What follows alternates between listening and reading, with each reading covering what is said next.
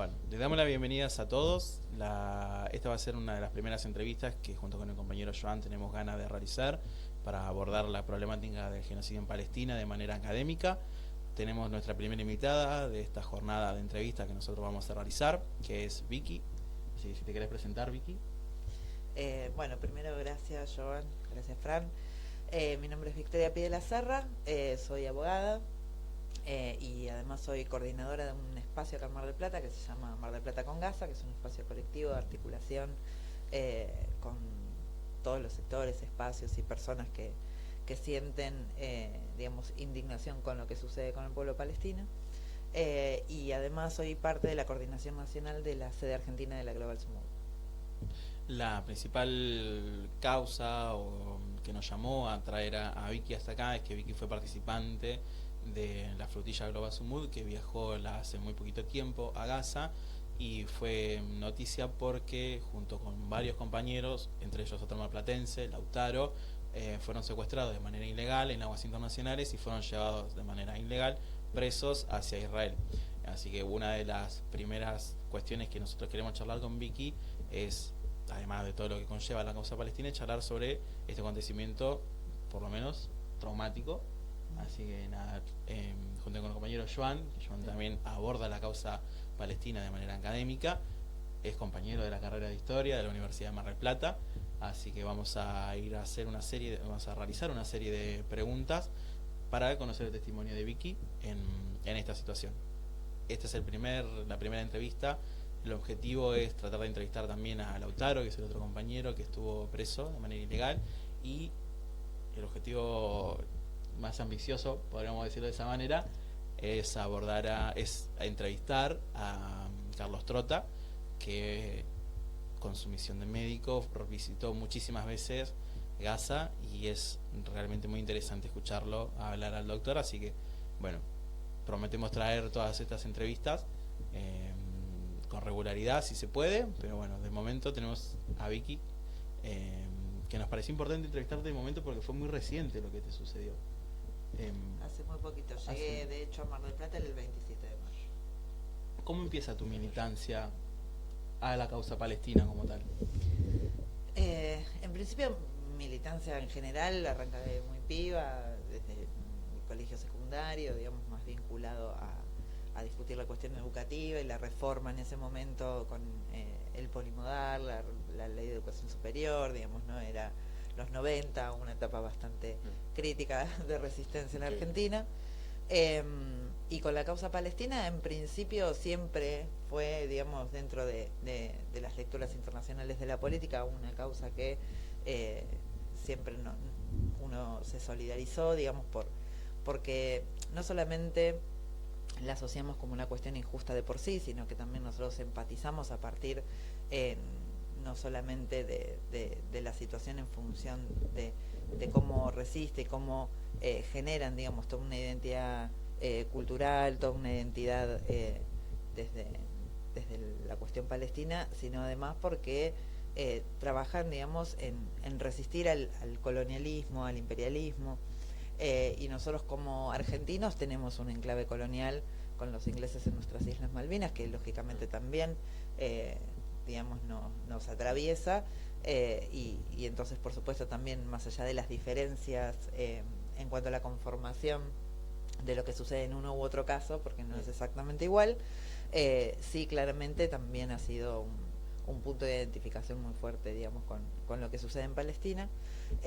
Pero bueno, la particularidad es que es como, digamos, si a nosotros nos hubieran instaurado población extranjera dentro de Córdoba y Santa Fe, y a partir de ahí nos dejaran, digamos, en solo Mar del Plata y solo Tucumán, digamos, Claro, ¿no? Entonces, claramente la situación es muy distinta, y porque además tiene que ver con que todo ese desplazamiento de la población palestina ha sido de manera violenta, con no solamente despojando de sus bienes y de sus hogares a los palestinos, sino que además, ante todo aquel que resiste, digamos, la condena ha sido la peor en general, que es la muerte. Bien, además vale la pena hacer una aclaración.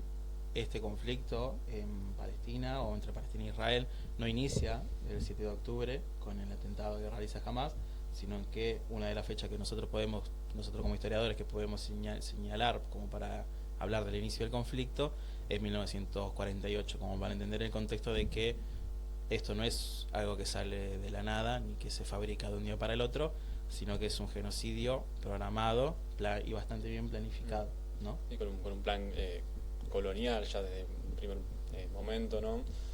Con todo el bagaje teórico que se tenía con el plan del sionismo, Theodor Herzl, todo este cuestionamiento, perdón, este planteo de que haya un lugar para el pueblo judío, que bueno, luego de la Segunda Guerra Mundial, eso, como decía Fran, después de 1948, con la instauración del Estado de Israel, y en plena Guerra Fría, bueno, van sucediendo todas estas cosas, ¿no?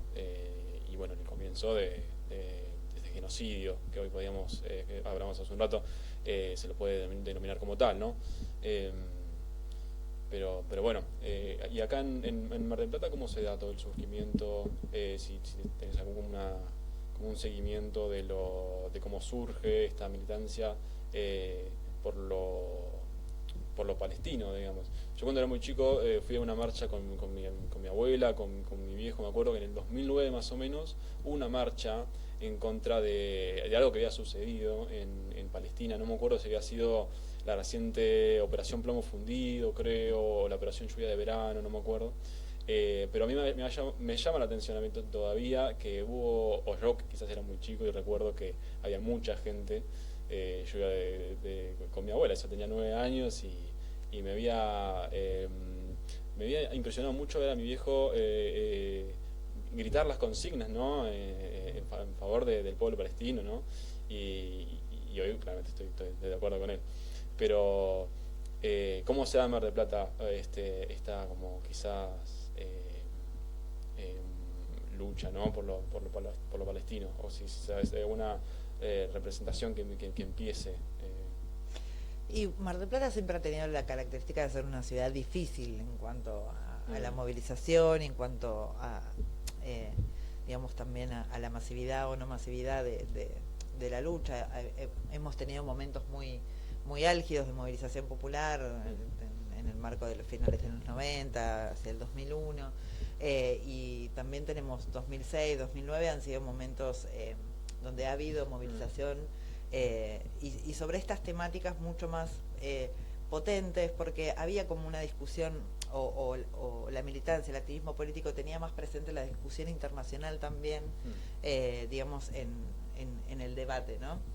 Hoy estamos por ahí como muy acostumbrados a tener una discusión muy local de las cosas que nos corre un poquito, primero que es una discusión, localizar las discusiones sin una mirada internacional lo que hace es perder un poco el eje del contexto donde nuestras cosas están sucediendo, porque no estamos aislados del mundo, y tampoco los intereses que se juegan en la Argentina están aislados de los intereses globales, ¿no? Entonces es importante el análisis internacional como un elemento, pero veníamos como de una formación de un activismo que hablaba mucho más de lo internacional. Entonces hasta esos momentos, 2006, 2009, había como un activismo más presente, digamos, en todo ese tipo de causas. Entonces cuando sucedía algo así, algún hecho importante en algún lugar del mundo, había, digamos, una movilización que era posible. Después la cuestión palestina, y sobre todo por el lobby sionista en la Argentina, ha sido silenciado paulatinamente, no solamente desde replicar las narrativas respecto a que todo aquel que critique al Estado de Israel o que critique a los norteamericanos es terrorista. Entonces eso, digamos, fue calando en la opinión pública de algún modo, generando justamente toda una cobertura de la opinión pública. Incluso es, digamos, habitual, como en la Guerra Fría se hacían películas hollywoodenses donde se estaba hablando, siempre los enemigos eran los rusos, digamos, ¿no? Bueno, eso luego fue mutando a que siempre los enemigos eran árabes terroristas. Sí, ¿no? El objetivo de estigmatización de un enemigo que justifica cualquier tipo de accionar. Entonces es una manera de tener argumentos que, aunque falsos, calen, digamos, en la opinión. Y nosotros no estuvimos exentos de esos prejuicios, que todavía subsisten en algunos sectores, pero lo que nos ha traído justamente quizás los últimos 2 años y medio y el genocidio, digamos, esta escalada de agresión israelí respecto al pueblo palestino, es una modificación un poco de esa narrativa y es como correr un poco el velo de esos discursos que durante décadas han alimentado y justificado el accionar israelí, donde la gente empieza a ver que en realidad lo que está sucediendo cruza cualquier tipo de límite, cualquier tipo de línea roja, y que en realidad los israelíes, digamos, no es que no son la democracia o no son los valores de Occidente, sino que quizás, teniendo en cuenta que los aliados estratégicos que generan esas agresiones en Medio Oriente, que son Estados Unidos e Israel, lo que tendría que hacernos discutir es cuáles son los valores de Occidente Exacto, sí. digamos, ¿no?, que se están defendiendo. Me parece que más allá de decir que Israel o Estados Unidos no representan esos valores, quizás tendríamos que pensar que esos valores que instauran Estados Unidos e Israel no son los valores que queremos ni para Occidente, ni para Oriente, ni para ningún lugar del mundo. Pero bueno, ese tipo de movidas, volvemos, eran distintas en un contexto distinto, en generaciones distintas, y de hecho sí, en 2009 fue cuando el doctor Carlos Trota estuvo en la Franja de Gaza,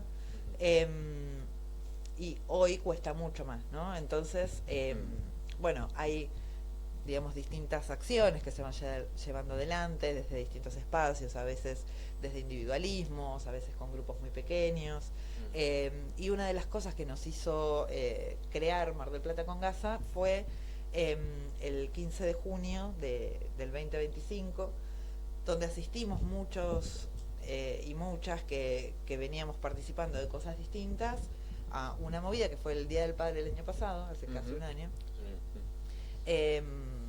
Y resulta que había habido una convocatoria el día anterior, donde había habido otras personas por la misma causa, y nos dimos cuenta que habíamos hecho 2 convocatorias distintas, dividiendo esfuerzos, y que además estábamos viendo que teníamos una necesidad de juntarnos, ¿no?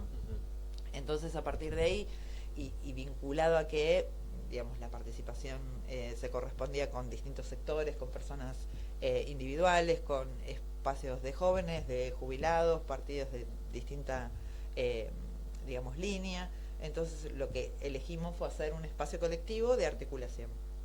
Entonces, más allá de que tengamos quizás diferencias políticas en algunas cuestiones o en algunas miradas, sobre esta cuestión teníamos una mirada común, y la idea era tener un espacio donde todos podamos unificar esos esfuerzos y generar acciones que tengan un poco más de potencia. Entonces, con mucho esfuerzo, digamos, este último año hemos logrado instalar un espacio que habla de Palestina, que habla de lo que sucede en Gaza, que denuncia lo que está pasando, y bueno, lógicamente seguimos trabajando para que eso siga creciendo, y sobre todo vincularlo también a lo que sucede en nuestro país. Claro. Así surge MDP con Gaza. Exacto, MDP con Gaza así surge, y lo que hicimos como primer lugar para generar los espacios de encuentro son nuestros mates por Gaza, Sí. que es donde convocamos a todos y todas, y ahí, nada, entre unos mates y un círculo de diálogo, tratamos de, bueno, primero charlar un poco cómo estamos viendo la situación, qué cosas queremos trabajar, y tratamos de impulsar acciones en ese sentido. Bien, eso también es interesante porque no solamente las acciones por Gaza surgen en este contexto, sino que también incluso en la universidad se ha logrado entrevistar, o que el embajador de Palestina, no el actual, sino el anterior, el que ahora está haciendo su trabajo diplomático en España, pudo dar 2 charlas en la universidad, lo cual también es muy interesante y también demuestra que hay un sentimiento en contra de este genocidio en Palestina. Y también queríamos preguntarte acerca específicamente de la flotilla, que nos cuentes un poco qué es la flotilla, cómo te acercás vos también a la flotilla. Tengo entendido por mi memoria que no es el primer viaje que intenta hacer la flotilla hacia Gaza. ¿Por qué surge también esta idea de hacer un viaje hacia las costas de Gaza? Que llevan, porque también, sobre todo en este mundo de redes sociales y de que la información viaja muy rápido, no solamente la información, sino también la desinformación, ¿qué lleva a la flotilla porque sabemos que en redes sociales se dicen que bueno, son fiesteros, porreros, y un montón de descalificativos hacia las personas que integran la flotilla, pero quizás adentro llevan ayuda humanitaria a algo tan simple como que Israel no permitía o no permite hasta el día de hoy el ingreso de comida y de leche para la franja de Gaza. Entonces preguntarle también cuál es esa acción humana que desarrollan ustedes, desde dónde salen, cómo llegan, qué otras embarcaciones, o sea, si salen todas las embarcaciones de un mismo lugar, son muchas preguntas. Pero tenemos respuesta para todas. Si se van sumando, desde qué país se acercan, cuál es el trato también, que eso también quizá lo podemos profundizar luego, pero también nos interesaría abordar también el aspecto legal, que eso también va un poco contra la mano de lo que terminó haciendo Israel, por lo menos en esta última incursionó este último viaje pacífico que hace la flotilla hacia Gaza. Bueno, la flotilla, digamos, vamos a arrancar por ahí desde el principio, ¿no? Gaza padece un bloqueo ilegal, digamos, naval, con las Fuerzas Armadas israelíes, que es ilegal porque justamente en su fundamento de que es un bloqueo vinculado a derrocar a Hamas, en realidad afecta a toda la población gazatí. Entonces, de por sí, digamos, es un bloqueo que efectivamente lleva casi 2 décadas, pero que tiene una ilegalidad manifiesta, según el derecho internacional. Pero además de esto, digamos, las flotillas o los intentos de flotillas tienen aproximadamente también 20 años, ¿no? Porque surgen a partir de este bloqueo ilegal. Entonces, ha habido muchos intentos de distintas coaliciones y distintas organizaciones que han tratado de llegar a la Franja de Gaza, también con esta idea no solamente de poder llevar ayuda humanitaria, sino en denuncia de este bloqueo, poder romper el bloqueo y que el acceso, digamos, a la ayuda, en un principio, a que puedan poder ejercer libremente el comercio desde Gaza. Hoy, a partir de lo que está sucediendo, es permitir el acceso a ayuda humanitaria. Estos distintas iniciativas que han intentado llegar han sido muchas, durante 18 años al menos. De esas, 5 han llegado a la Franja de Gaza, y la Global Sumud es un movimiento que nace de estas experiencias. Nace desde los voluntarios que fueron participando en distintas experiencias, en la unificación o en la colaboración de distintas organizaciones y coaliciones que venían trabajando en el mismo sentido, y su primer gran misión resulta ser la del año pasado, digamos, pero habían tenido intentos previos. Por ejemplo, una de las misiones iba a salir de Malta, en la que participó Carlos Trota, que no pudo salir porque tiraron explosivos con drones los israelíes en las costas de Malta, de las embarcaciones. Luego también participó el doctor Carlos Trota en un convoy terrestre por Egipto, que tampoco se le permitió llegar, que las autoridades de Egipto, digamos, impidieron que se pueda pasar la frontera. ¿Llegaron a Egipto o no lograron entrar en Egipto? Entraron en Egipto, pero no lograron digamos, transitar Egipto hacia el paso de Rafah. Habría que pasar el río Nilo y la península de Sinaí para poder llegar, digamos, a la franja. Entonces claramente eso no lo dejaron hacer. Además el corredor lo habían cerrado, exactamente, ambos estados, no fue unilateral. Sí, claro. Eso también es bueno decirlo, que Egipto es parte de cerrar el paso de Rafah. Y bueno, después de estas 2 experiencias se construye la experiencia del verano en el norte, digamos, del 2025. Esta fue una de las misiones más grandes, por eso también tuvo como el impacto y la difusión que tuvo durante el año pasado, además de que era en un contexto sumamente crítico, en la que participaron más de 50 embarcaciones. Eran 44 las que llegaron efectivamente, con al menos casi 400 voluntarios de decenas de países. Esta misión llegó a lo que se llama zona naranja, que es a partir de las 150 millas hacia las costas de Gaza, que se tiene como zona de conflicto, digamos, no porque sea una zona de conflicto de guerra, pero sí como la zona compleja de abordar. Y allí lo que hizo Israel fue interceptar a la flotilla ir interceptando las embarcaciones. Se llevaba además las embarcaciones junto con los voluntarios y las voluntarias, y estuvieron también nuestros compañeros en detención, también en la prisión de Siot, durante casi una semana, con deportaciones en distintos días, por distintas vías, algunos vía Jordania, otros vía aeropuerto hacia Europa, dependía también de la nacionalidad, etcétera. Después de esta misión, que lógicamente esta intercepción de tenerlos detenidos, digamos, todo eso tiene que ver con una intención de hacer cesar o menoscabar la voluntad de volver a realizarlo. Lo que se generó es que este año hubo una misión mucho más grande, y además en un peor contexto, porque estábamos en pleno conflicto de la agresión israelí y norteamericana hacia la República Islámica de Irán. Entonces la complejidad de la zona era mucho más alta, pero allí fuimos, al momento de la última intercepción éramos 54 embarcaciones, pero 22 embarcaciones habían sido interceptadas de manera previa a la altura de aguas griegas, a la altura de Creta, el día 29 de abril, ¿no? A nosotros después nos interceptan el día 18 de mayo. ¿Todos habían partido de un mismo puerto o confluyeron en aguas? Exacto, nosotros en realidad partimos el 12 de abril desde Barcelona con aproximadamente 34 embarcaciones.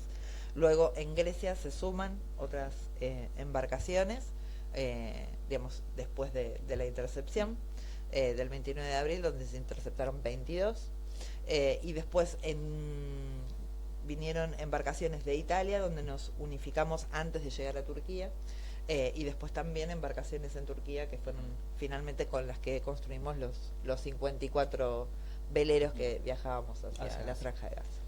Cabe también, es importante hacer la aclaración de que además del aspecto militar que nosotros estamos abordando, desde que Israel tiene o ejerce un bloqueo no solamente naval, sino también aéreo y terrestre sobre la Franja de Gaza, luego de la victoria de Hamás en las elecciones palestinas legislativas, este bloqueo que se le realiza a la población de Gaza no es solamente militar, sino que también transforma la vida social de los pueblos palestinos, porque a los gazatíes no se les permite pescar de su propia costa, no se les permite pescar más allá de una milla y media en lo que es el kilometraje estadounidense, ¿no? Sí, de hecho, una de las cosas que generaron un impacto, digamos, en las redes cuando fue la intercepción de la misión anterior del 2025, fue que justamente fue la primera vez que los gazatíes pudieron pescar en sus aguas.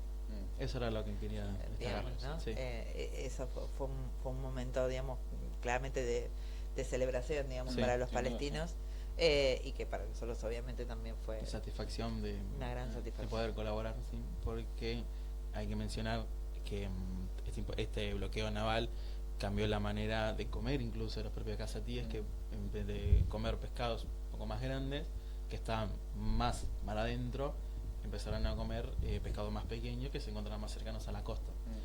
También con la aclaración de que cualquier gazatí o cualquier embarcación gazatí que se aleje de esa zona que tiene permitido pescar es repelido por la Fuerza Naval Israelí, pero con disparos a matar, no es con disparos de amenaza, sino que son disparos a matar. Quería recalcar esto, de preguntarte qué es lo que llevaba, o si hay alguna embarcación que llevaba, por ejemplo, algo en específico, medicación, alimentos no perecederos. ¿Hay alguna embarcación que se dedicó pura y exclusivamente a llevar este tipo de cosas a Gaza? En realidad todas llevamos ayuda humanitaria, algunas más, otras menos, de acuerdo a la capacidad. Algunos barcos son muy pequeños, pero todos teníamos alimentos no perecederos, todos teníamos agua, todos teníamos elementos sanitarios, algunos tenían útiles escolares que preparamos entre todos y revisamos entre todos para que todo llegue bien. Eso recuerdo que lo hicimos en Barcelona, entonces que también fue las resultas de una campaña de donación en las escuelas de Barcelona, donde además era muy emocionante porque los propios alumnos de las escuelas mandaban los útiles con cartas para los chicos en Gaza. Me muero. Así que, digamos, fue muy emocionante poder preparar todo eso para poder llevar. Después había una embarcación que era exclusiva para médicos que llevaban sobre todo material sanitario. Digamos que la intención era que ese barco médico pudiera asentarse, digamos, en el territorio de Gaza y poder asistir, digamos, con profesionales, no solamente con insumos, a la situación crítica, lógicamente, que tiene hoy Gaza, que tiene el 100% de sus hospitales afectados por algún tipo de bombardeo. La mayoría funcionan en lo mínimo indispensable y, lógicamente, los insumos que no hay. Claro. Sí, ¿Cuántos hospitales, o si tenés el dato, si sabes, cuántos hospitales hay en Gaza?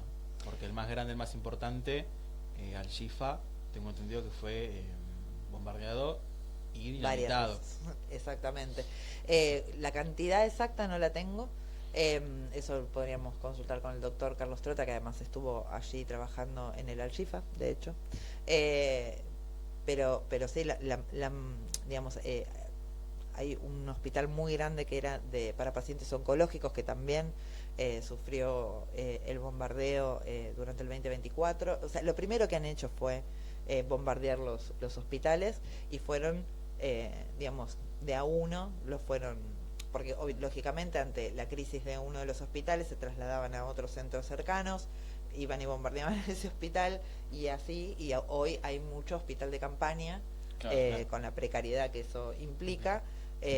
Pero los grandes hospitales que era este oncológico, el Al-Shifa, y hay otro que ahora no puedo recordar el nombre, que eran los más importantes de la Franja de Gaza, son historia, básicamente. ¿Cuál es el tratamiento legal que tienen los Estados-nación, es decir, España, Grecia, Turquía, para con la flotilla? ¿El estatus legal? Sí. En realidad, digamos, la flotilla es una organización civil, digamos, que lo que hace, digamos, es trabajar en cada estado en el que lleva sus embarcaciones, ingresa a sus puertos, etcétera, como una organización civil, una ONG, digamos. Cada barco con una bandera diferente. Exactamente, las embarcaciones dependen, digamos, la bandera a la cual pertenecen. Entonces, también por eso la mayoría son o del Estado español, o del Estado italiano, o del Estado griego, o del Estado turco, pero porque tienen que ver justamente con la soberanía que también eso implica respecto de las embarcaciones. Entonces, cuando Israel asalta esas embarcaciones, está ingresando al territorio de cada uno de esos países, claro, digamos, no, digamos, técnicamente. Por eso también, a partir de las intercepciones, lo que se ha hecho es iniciar, digamos, las denuncias y las demandas en estos países de las banderas de las embarcaciones, como son España, Italia y Grecia. Entiendo que, no sé si en esta última flotilla, pero en la de 2025, la flotilla tuvo un acompañamiento de naves españolas e italianas. Sí, pero no fue un acompañamiento ni requerido, claro, digamos, sino que ante la presión social que estaba habiendo en ese momento, Italia y España decidieron remitir embarcaciones que fueron hasta cierto punto y se retiraron. Fue una cosa más simbólica de justificar que estaban haciendo algo ante las amenazas que estaba recibiendo la misión de la flotilla. De hecho, lo que sucede fue que la intercepción acontece en los mismos días donde se hace el anuncio del falso acuerdo de paz promovido por Trump. Entonces eso generó toda una serie de confusión y de complejidades también para la denuncia de la intercepción, de la presión de los compañeros, digamos, ¿no? El secuestro se mantuvo también tantos días en función también de que estaba todo en un punto bastante complejo de las negociaciones, y del conflicto en sí también. Eso también marca cómo juega el imperialismo, sobre todo gringo, en este genocidio. Exactamente. Y en cuanto previamente al secuestro suyo, es tuyo, ¿qué te acordás? ¿Cómo fue el secuestro? ¿Cómo fue la dinámica del secuestro? ¿En dónde lo secuestraron? ¿Lo secuestraron cerca de lo que vos mencionaste hace un rato, de esa zona naranja? ¿Fue en aguas internacionales?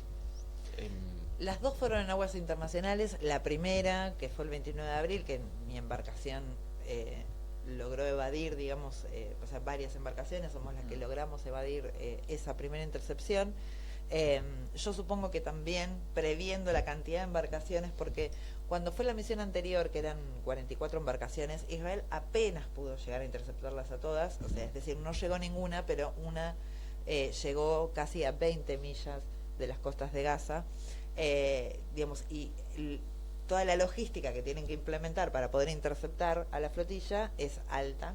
Entonces especulamos nosotros que el intento de hacerlo en 2 oportunidades tuvo que ver con achicar un poco la magnitud de la flotilla para que luego sea más fácil poder interceptarlo. Claro, sí. Entonces, de hecho, la modificación del criterio de esta oportunidad fue que en lugar de llevarse nuestras embarcaciones que quedaron varadas en alta mar, abandonadas con el riesgo que eso implica para la navegación en el Mediterráneo, que es muy profusa,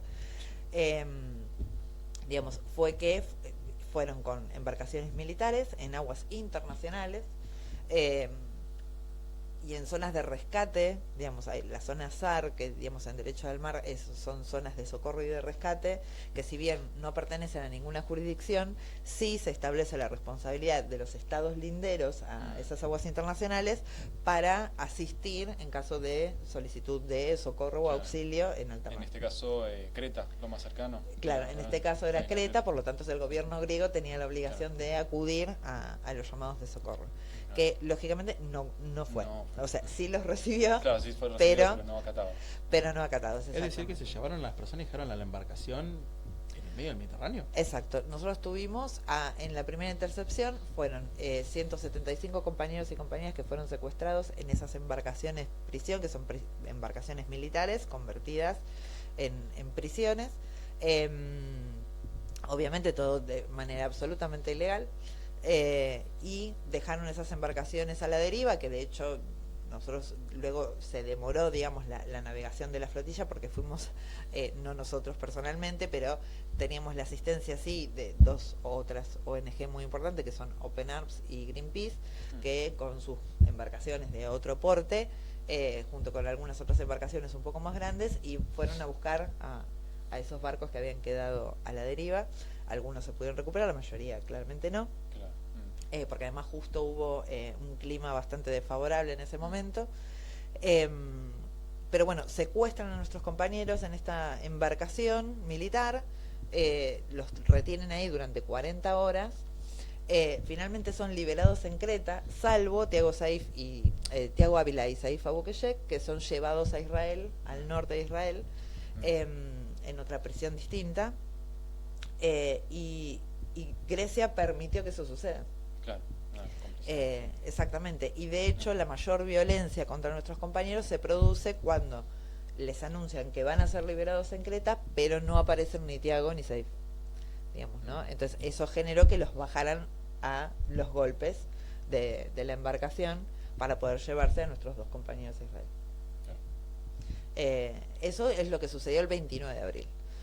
Después, nosotros somos interceptados entre el 18 y el 19 de mayo, que fueron los 2 días que tardó Israel en poder interceptar a todas las embarcaciones, a las alturas de Chipre.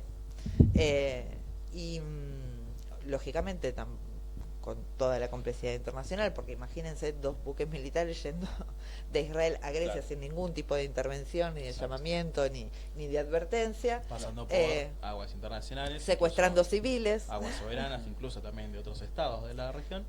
Y, digamos, volver a repetirlo luego, 15 días después, a las alturas de Chipre, ¿no? Donde además sabemos que hay una base militar de la OTAN, entonces claramente ahí están aliados del régimen de ocupación. Esto lógicamente se pudo llevar a cabo por la absoluta complicidad internacional. Digamos, en este caso en particular, lógicamente éramos 430 casi compañeros y compañeras y 54 embarcaciones, con lo cual vinieron con 3 embarcaciones militares, y lo que hacían era remitir lanchas rápidas con militares armados a interceptar cada una de las embarcaciones. A partir de esta intercepción, que fue la que duró 48 horas, lógicamente te iban interceptando, te iban depositando en estos barcos de centros de detención, y una vez que nos interceptaron a todos, nos llevaron al puerto de Ashdod y ahí nos llevaron a la prisión de Sirt, que es donde estuvimos 24 horas hasta que nos liberan vía Turquía. Claro, sí, sí. Queríamos preguntarte también desde el punto, bueno, partiendo también de tu carrera, ¿no? Desde tu profesión, ¿cómo funciona esto del derecho, ¿no? ¿Qué derechos tiene uno siendo un civil interceptado ilegalmente en un país extranjero? O sea, ¿qué derechos o garantías legales ofrecía este contexto, digamos? En realidad ninguno, porque la impunidad israelí es absoluta, digamos, ¿no? Desde el hecho de que te secuestra en una prisión ilegal en alta mar, no hay ningún tipo de garantía, digamos, ¿no? Eso es claramente la primera premisa que hay que tener en cuenta.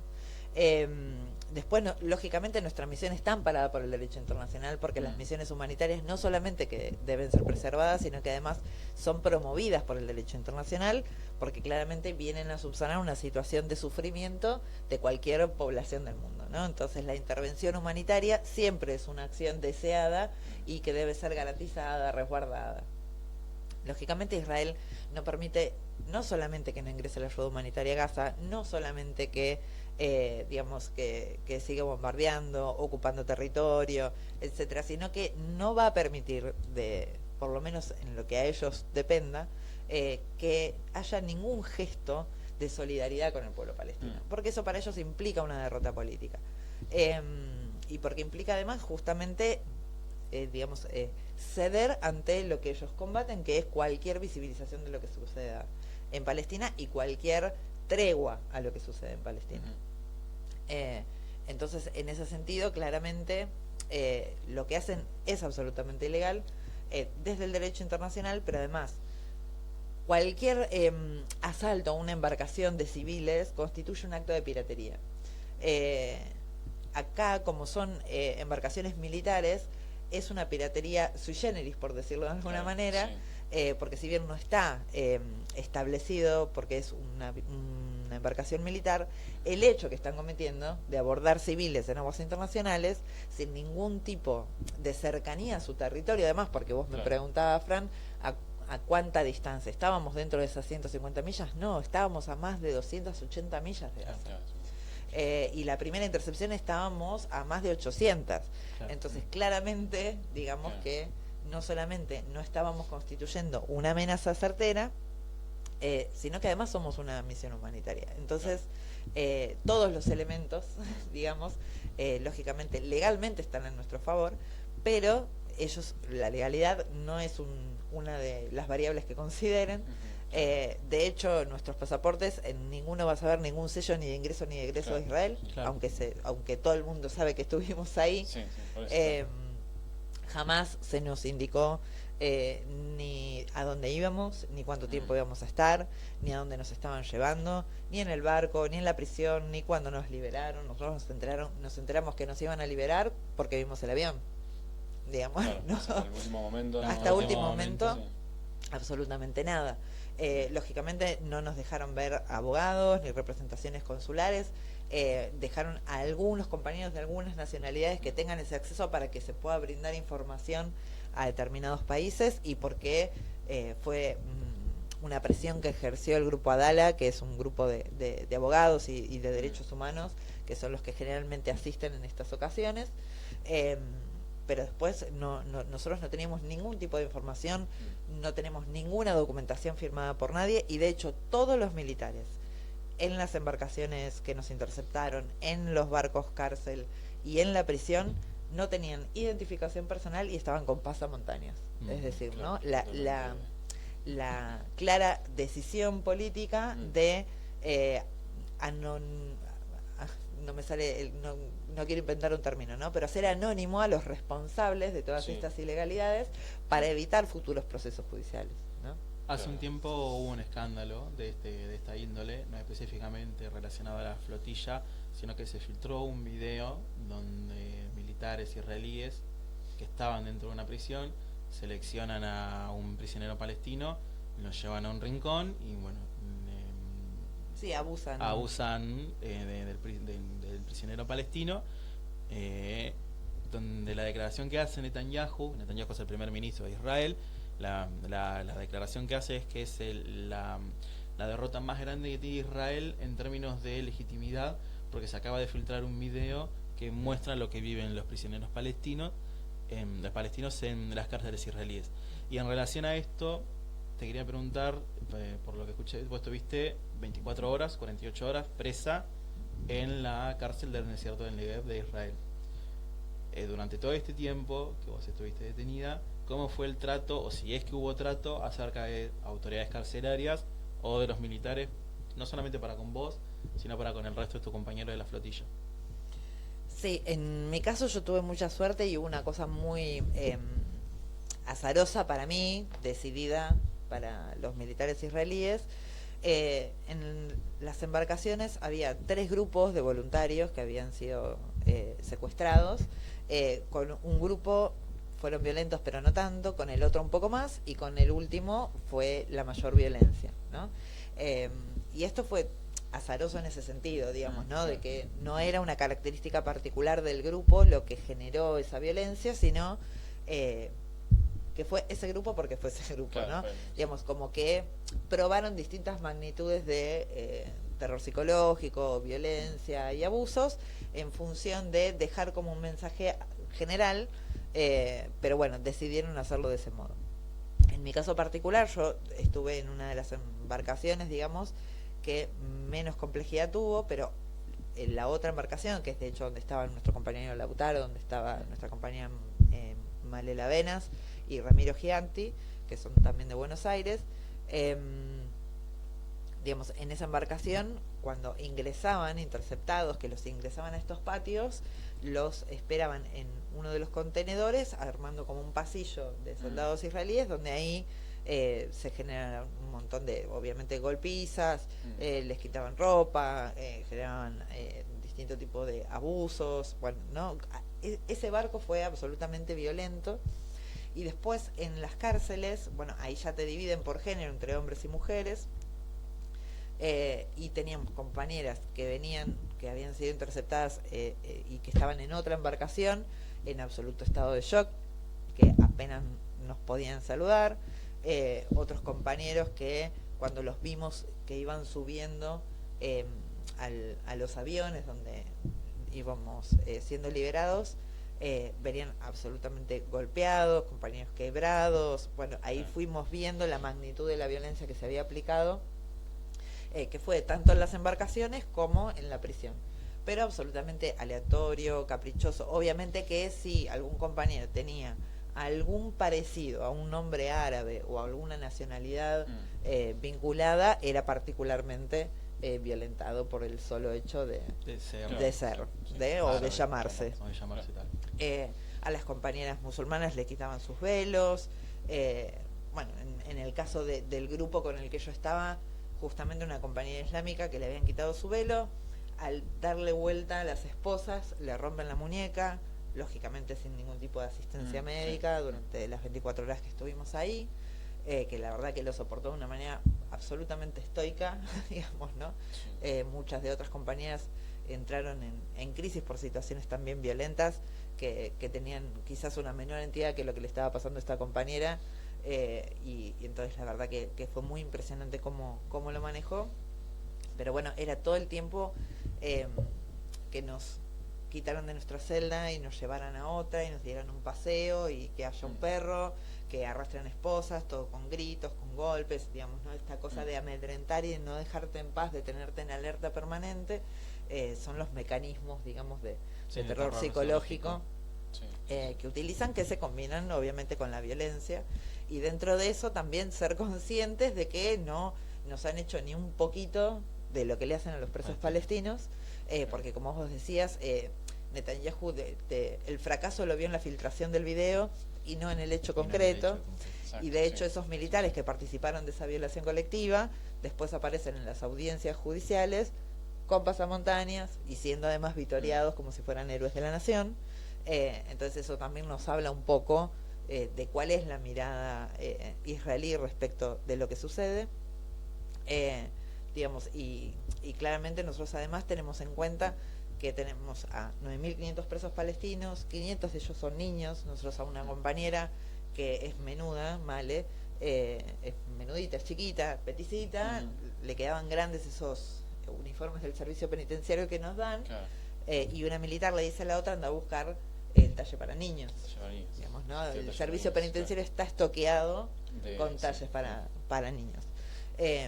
Entonces, esta realidad, que es mucho más cruda, la que viven los prisioneros palestinos. Hoy, de hecho, no me recuerdo ahora el nombre del prisionero, pero liberaron a un secuestrado, porque ya decirles prisioneros también es algo que está mal conceptualizado, donde se ve claramente el estado de deterioro, prácticamente en un estado de desnutrición Claro. avanzadísimo. Perdón que te interrumpí. E incluso en el intercambio de prisioneros que se da al inicio de la respuesta a la ofensiva que hace Israel luego del 7 de octubre, se puede ver el estado en el que son devueltos los prisioneros que están en detenciones en Israel. O sea, se puede ver el deterioro físico y mental que tienen los palestinos en contra. Y vale la pena hacer un paréntesis. Todo lo que nosotros hablamos, por lo menos Joan, que abordamos de esta manera académica, en ningún momento se hace una vangloración o un entusiasmo por actividades terroristas, ni ninguno de los dos profesamos antisemitismo ni nada por el estilo, que eso en un contexto de posverdad y lo difícil que es hablar incluso de temas delicados como este, por ejemplo, creo que siempre vale la pena aclararlo, sobre todo porque después hay mordazas legales que, bueno, como la compañera Vanina Biasi. Decíamos de esto, que jamás devolvía a los prisioneros israelíes que sobrevivían a los bombardeos del propio Estado de Israel en condiciones bastante mejores que lo hacía un Estado Israel, con todas las herramientas y aparatos que tiene un aparato estatal en una guerrilla, o como quieran calificar a Hamas. Eso también marca un poco la desidia y el interés a propósito que hay de maltratar a los propios prisioneros palestinos. Sí, de hecho, en un momento cuando empiezan a liberar a los israelíes que estaban en cautiverio, empiezan a prohibirles salir a la prensa, Sí. digamos, ¿no? No solamente por su estado, sino por las declaraciones de buenos tratos, digamos.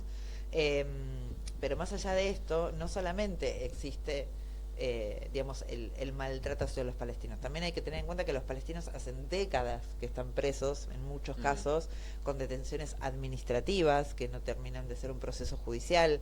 Es un estado de absoluta irregularidad para mantener cautivas a personas durante años. Esos presos palestinos, por supuesto, que son los que padecen la tortura, el hambre, el terror psicológico durante años, el aislamiento, la incomunicación, la falta de representación legal.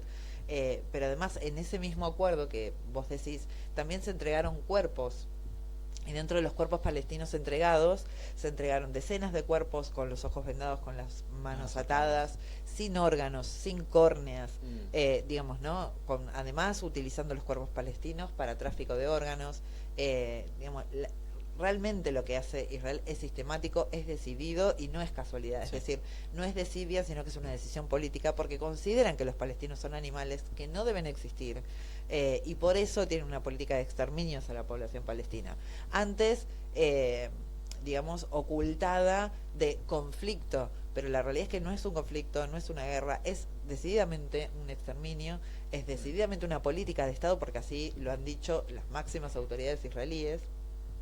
Y nosotros hemos salido antes, gracias a que Ben Gvir, que es el ministro de Defensa israelí, publica un video donde muestra cómo nos estaban tratando, lo que genera un escándalo internacional, y por eso terminamos saliendo todos juntos en 3 aviones el mismo día. Incluso un escándalo dentro de la propia Otra digamos, vez, Netanyahu, en vez de decir que está mal, hecho a este ministro de Defensa, dice, lo se que queja porque que se filtra el video. Exactamente, que tampoco se filtra, porque en este caso no fue una filtración, sino que el propio ministro de Defensa lo publica en sus redes sociales, ¿no? Con orgullo. Con orgullo y como propaganda para adentro y para afuera, ¿no? Exactamente. Así los vamos a tratar si vienen acá, digamos, ¿no? Es cierto, me estaba acordando, sí, que fue una amenaza directa a la próxima flotilla que quería acercarse. Me acuerdo que fue una amenaza directa. Exactamente. Pero, digamos, esto es importante destacarlo, y también es importante destacar que cuando se acusa de antisemitismo a quien critica el Estado de Israel, también tenemos que denunciar la utilización del antisemitismo como una capa de protección hacia la crítica a una entidad política como es Israel, que es una entidad de ocupación colonial, que tiene un gobierno, que tiene un ejército. Esto, digamos, es una entidad política que no tiene absolutamente nada que ver, digamos, con ningún tipo de discriminación de ningún tenor, ni racial, ni religioso. Digamos, claramente es algo que han utilizado durante mucho tiempo para victimizarse y para generar una cobertura ante una entidad política que justamente dentro de su fondo y de sus objetivos tiene objetivos genocidas, infanticidas, que ya lo han demostrado, que ha quedado expuesto. Digamos, no olvidemos las bombas estas de calor que desintegran cuerpos, digamos, eso es toda tecnología militar que prueban en el pueblo palestino para exportación, ¿no? Y después lo compra la Argentina, lo compra Italia, lo compra Europa, Estados Unidos. Es como muy macabro, ¿no? Usando Gaza, Cisjordania como teatro de operaciones de lo que van a usar después en las guerras del primer mundo. Exacto. De hecho, no solamente tiene que ver con Hamas y su supuesto combate a Hamas, sino que además en la primera agresión a la República Islámica de Irán, lo primero que hicieron fue bombardear una escuela de niños. De niños, digamos, ¿no? Entonces, no había ningún objetivo militar ahí. Absolutamente ninguno. Y de hecho, nunca dijeron que lo había. Sí, digamos, fue un ataque preventivo. Digamos, entonces, ataques preventivos entonces claramente tienen, digamos, Gaza les permitió cruzar ciertas líneas rojas porque los gobiernos no dicen absolutamente nada. O sea, declaman alguna que otra cuestión, pero ¿dónde están las sanciones? Claro. ¿Dónde están las sanciones? ¿Dónde está la FIFA, digamos, sancionando como a Rusia? Sí, eso la verdad es bastante... Sobre todo en este contexto. Sin sentido, ¿no? Es una inexplicable. Cosa así, no, la doble vara, ¿no? Esa doble moral que hablamos antes, ¿no? ¿Cuál es la moral esa que se defiende? ¿Cuál es la moral de Occidente, supuestamente, ¿no? Claro, que con Rusia es lo que estamos... Con Rusia fueron hasta las últimas consecuencias de que no puede haber ni un ápice ruso en cualquier lugar. Que no se podía hablar en ruso, que no se podía ver ninguna imagen vinculada, que no podían participar los deportistas. No está. Bueno, eso no sucede con Palestina y no sucede con Israel.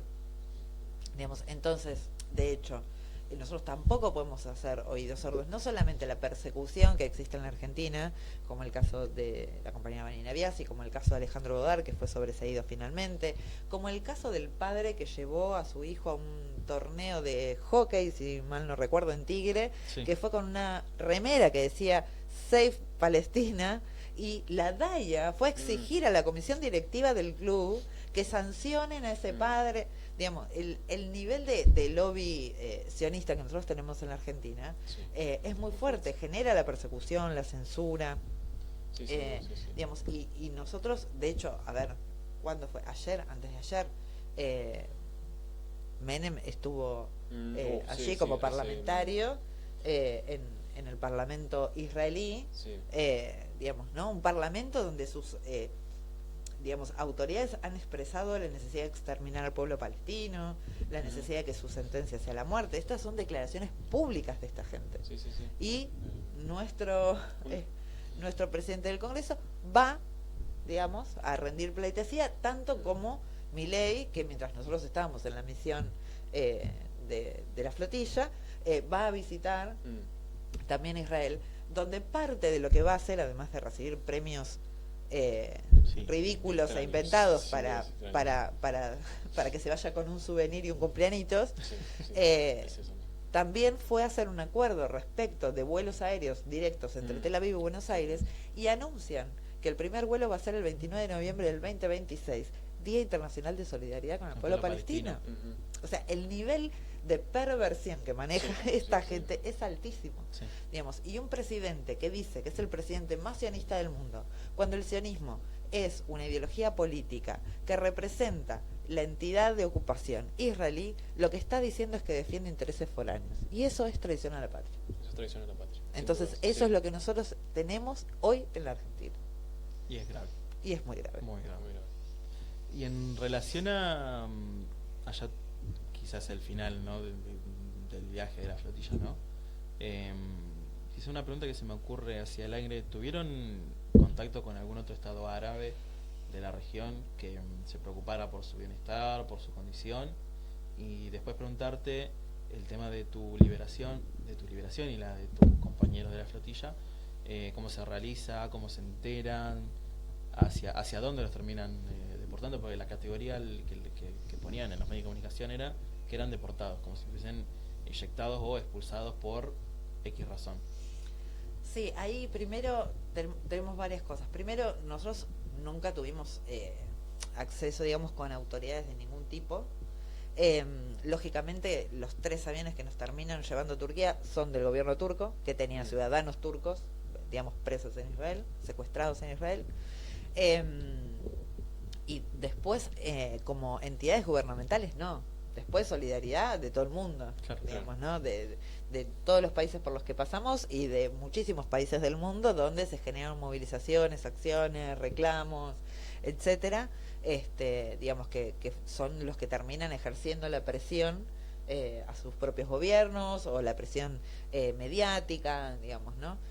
Sobre todo en España hay una movida bastante grande pro-palestina, en Italia también, que de hecho le ha hecho a Meloni estar en un lugar un poco incómodo para sus ideas, pero que necesariamente la sociedad le impone.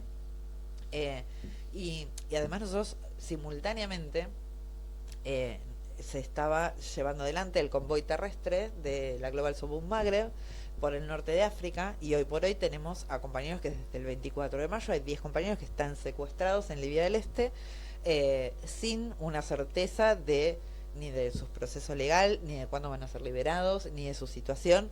A veces logran a través de huelgas de hambre que algún guardia les dé un teléfono para poder comunicarse con alguien de su familia. Fueron llevados a un fiscal sin representación legal. Los que han pasado las huelgas de hambre, incluso con huelgas de hambre secas, no han recibido la atención médica. La única representación diplomática en ese territorio, porque son autoridades de facto, es la de Italia. Digamos, entonces a través de esa embajada hay alguna que otra información, pero nada es certero. Y la Cancillería Argentina, tanto en nuestro caso como en el caso de los compañeros de Libia, que además es muchísimo más grave porque es un gobierno de facto, porque además no hay ningún tipo de explicación, porque además están hace 20 días secuestrados ilegalmente, y la Cancillería Argentina no hace absolutamente nada, digamos, ni en nuestro caso, claro, donde y encima Libia está en guerra civil. Digamos, Libia es un territorio complejo, está dividido. En Libia del Este hay un gobierno de facto que no es reconocido internacionalmente. Entonces, esas autoridades claramente que juegan asociadas a los intereses sionistas, porque si no, no se entiende por qué habrían detenido a una misión humanitaria que iba de paso. Y además, hacía meses que se venían trabajando los pasos fronterizos. Estos 10 compañeros habían sido convocados a una reunión para conversar las negociaciones respecto al paso fronterizo, y fueron sorprendidos y llevados detenidos, secuestrados, digamos, una vez más, por las autoridades de Libia, que además son reconocidas por ser una fuerza absolutamente dura, violenta, y si bien sabemos que los compañeros hasta hoy estarían bien, por lo menos hasta hace unos días, porque no hemos tenido nuevas comunicaciones, obviamente el terror psicológico, interrogatorios permanentes, digamos, las huelgas de hambre las van sosteniendo, pero digamos no tienen atención médica, no tienen representación legal y ningún tipo de certeza ni claridad sobre su situación. Y ahí las embajadas están jugando un papel absolutamente pésimo, por falta de determinación, por una decisión política, ¿no? De hecho, la Cancillería Argentina sacó un comunicado hace varios días, primero poniendo en duda el carácter de la misión, que es supuestamente humanitaria, y después estigmatizando lo que estaban haciendo los compañeros, diciendo que la Cancillería defiende a todos sus connacionales, incluso ante conductas imprudentes y temerarias. Es decir, además estigmatizando lo que estaban haciendo nuestros compañeros y compañeras allá, que no es ni más ni menos que llevar ayuda humanitaria a un pueblo que sufre el genocidio de la mano de uno de los principales aliados de este gobierno nacional. Terrible. Absolutamente terrible. Cuando te deportan, ¿hacia dónde te dirigen? Directamente a Turquía, porque quien nos extrae, por decirlo de alguna manera, de ahí es el gobierno turco. que es el que garantiza con los 3 aviones de la compañía Turkish Airlines llevarnos directamente hasta Estambul, digamos. Pero fue una salida porque justamente con el escándalo internacional que había suscitado las imágenes que recorrieron el mundo, se generó la necesidad de sacarnos rápidamente de ahí. Y lógicamente Turquía, digamos, hizo lo suyo, puso los aviones y nosotros pudimos salir, pero no nos enteramos hasta que llegamos al aeropuerto. Con un escenario internacional de cercanía de la guerra con Irán, o de la agresión israelí-estadounidense con Irán. Nosotros justo cuando nosotros somos interceptados estaban en medio de ciertas negociaciones, pero lógicamente volvió justo en esos días también la escalada, hoy con un cese en negociación y supuestamente con un acuerdo a la firma, pero con la amenaza además también israelí de volver a escalar el conflicto en cualquier momento. Digamos, porque también esto no es solamente la Franja de Gaza, también es Cisjordania, también es Siria, también es Líbano, también es Irán. Digamos, la motivación colonial de Israel supera ampliamente el territorio palestino, y es quien genera todo este conflicto en la región. Pero bueno, ahora estamos ante una ecuación absolutamente distinta, porque la agresión a la República Islámica de Irán cambió muchísimo las cosas, sobre todo con la administración del estrecho de Hormuz, que ha generado una ecuación política muy distinta, y con este acuerdo que es donde se plasma además, porque digamos, más allá de los anuncios o de las frases que se digan, cuando uno va mirando los puntos de acuerdo, Irán se ha comprometido a lo que se comprometió siempre, que es a enriquecer uranio de manera pacífica, pero además se le reconoce la administración del estrecho, y además se le van a compensar los daños que se han generado por las agresiones. Digamos, claramente la ecuación de la región ha cambiado a partir de la actitud iraní de no ceder ante las presiones, más allá del sufrimiento que tuvieron que padecer por esto, pero con un gran apoyo popular que incluso hasta superó las propias internas dentro del propio Irán, ¿no? Entonces la verdad que eso también nos da una pauta, no solamente que la misión como flotilla y como acción civil directa de hijos de vecinos, es decir, que no es algo, digamos, no somos ni militares, ni estamos entrenados, vamos a un velero, navegamos y vamos aprendiendo, llevamos ayuda humanitaria y le ponemos al cuerpo, nada más. Pero eso genera todo un impacto internacional y genera también esto, ¿no? Que podamos estar hablando nosotros acá, que, no sé, mis clientes sepan que su abogada hace este tipo de cosas y conozca qué es lo que está sucediendo, que mis amigos puedan hablar con sus amigos y decir, yo tengo una amiga que fue, digamos, ¿no? Entonces, esta cosa o estas estigmatizaciones que pretenden hacer de quienes participamos en la flotilla, ¿no? Que además somos 400 de 40 países, o sea, realmente lo que hace la flotilla es magnífico en su magnitud, en el tipo de trabajo que se hace. Y a veces a nosotros nos cuesta armar una actividad pequeñita, ¿no? Es decir, que obviamente no será perfecta, pero que es totalmente loable, y que da mucha admiración porque realmente es mucho trabajo y hay mucha gente poniéndole mucho, digamos, ¿no? Mucha gente que está meses trabajando en su tiempo libre para arreglar barcos, para enseñarles cosas a otros. O sea, realmente se conoce gente muy valorable. Pero bueno, esas críticas tienen también ese objeto de estigmatizar, digamos, a este tipo de acción porque importa, ¿no? Para que Israel ponga 3 barcos militares en alta mar a secuestrar gente es porque importa. Si no importara dejarnos llegar a la Franja de Gaza, habríamos llegado muchas veces. Entonces, bueno, también es un poco expresar lo que podemos hacer quienes no tenemos ninguna cuota de poder, ¿sí? Pero que colectivamente generamos cosas muy importantes. Incluso torciendo el brazo a muchos gobiernos que, a pesar de su complicidad absoluta, tienen que salir a decir cosas que no dirían si no hubiéramos generado una determinada acción. Entonces es importante también recalcar el valor colectivo y de lo que la gente y los pueblos somos capaces de hacer, y también valorar y recalcar la ética que tiene el pueblo palestino de resistir, de no dejarse humillar, de no ceder ante las más feroces presiones, incluso ante el genocidio, no ceden su territorio, su identidad, su dignidad. Eso es un ejemplo, y agradecerlo también al pueblo palestino que permita que el mundo vea los verdaderos rostros de los genocidas. Sí. Bueno. ¿Alguna otra pregunta, amigo? Muchas, pero quizás quedan para otro momento. No, si vamos encarando el cierre, agradecerte muchísimo. La verdad, para nosotros es un lujo tenerte acá, aportando tu experiencia, tus vivencias, tus conocimientos también, y para poder seguir haciendo esto que vos decís, ¿no? Visibilizando la causa palestina, ¿no? Que es una causa humanitaria, sin dudas, por todo lo que está sufriendo ese pueblo hace mucho tiempo, y no sacando de contexto también lo que estamos sufriendo como nación nosotros, ¿no? Con el gobierno nacional que está llevando a cabo todo lo que está haciendo a nivel de educación, salud, y la línea política en la que se inscribe a nivel internacional, ¿no? En sintonía con este genocidio que está ya sufriendo el pueblo palestino. Sí, y también, bueno, para mí, digamos, es no solamente un placer venir y estar acá con ustedes, sino que además siendo hombres universitarios, digamos, ¿no? También entender que una de las estrategias, digamos, israelíes sobre Gaza fue destruir las universidades, asesinar y romper los sectores medios, que justamente son los que se forman en esas universidades.